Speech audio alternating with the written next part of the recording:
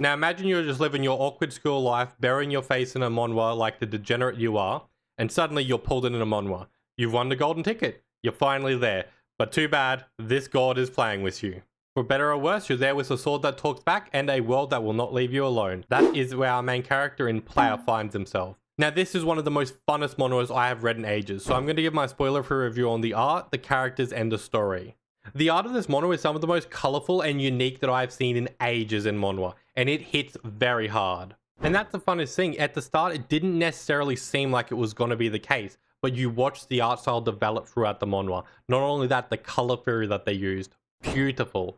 With all that being said, I'm going to give it a 9 out of 10. Yet this still isn't even the best thing about the manhwa, the characters are. They are so memorable, they are glorious, and I love each and every one of them. At the beginning, I was afraid that it was going to be super goofy, especially with how the main character was acting. But the amount of character growth that he has is so refreshing for a main character.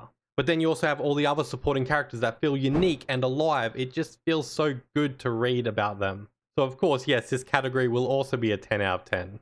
By the way, this is Best Boy. Yes, I call him Kenny whenever I'm reading, but he's not my favorite character. And then there is the story, the one crack in the glass, unfortunately. And it's not that the story isn't bad, the sheer underlying premise of the entire story is extremely good. But the problem is there is way too many times where it's just overcooked. There's like a really cool arc, a really cool fight's going on, everything's getting super intense, and then somebody else shows up. Something else happens, there's always a haha moment, and it just feels like it keeps on interrupting the pattern of what's going on.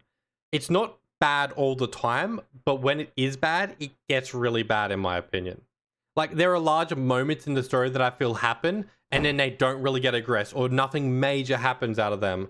Or the story is just moving way too fast for its own good, and it barely stops to take a breath. Unfortunately, all the good story writing went to the characters. When it comes to the actual plot, in my opinion, it leaves it a lot to be desired. That's why I give it a 5, since it sits right in the middle. So altogether, I give this series an 8 out of 10. It is definitely a worth the read, and I definitely would highly recommend it to anybody. But I don't know, am I crazy? Am I giving it too high of a score, too low of a score? Let me know in the comments below.